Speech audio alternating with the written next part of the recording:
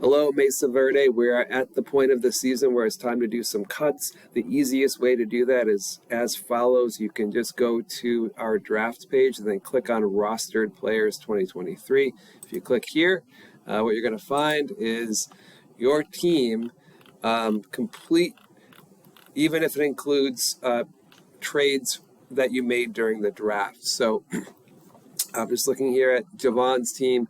If it's in parentheses and says traded, that means that player is no longer on your team. And if your players are over here and they're still in your colors, they're not grayed out, that means that player is still on your team.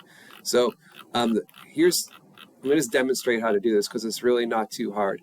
You need to get your rosters down to 30 players. So what you should do, what I did with my team is I went on here and I counted how many players I had. So I was like 1, 2, 3, 4, all the way down, including these guys over here.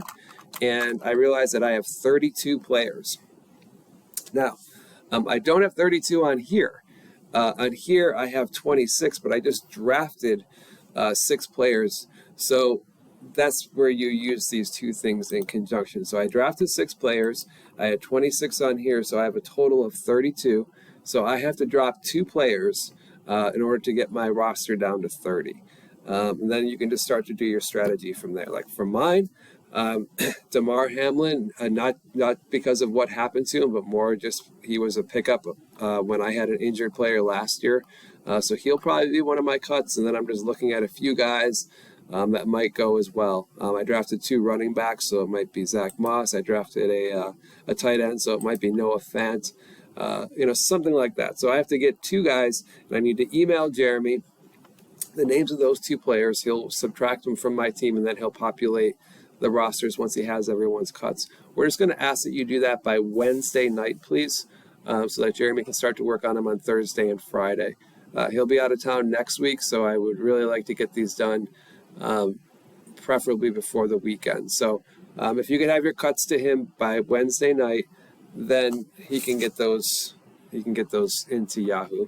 So once again, you go here, click on rostered players, which is right off to the left. It's right next to pick number 7 here.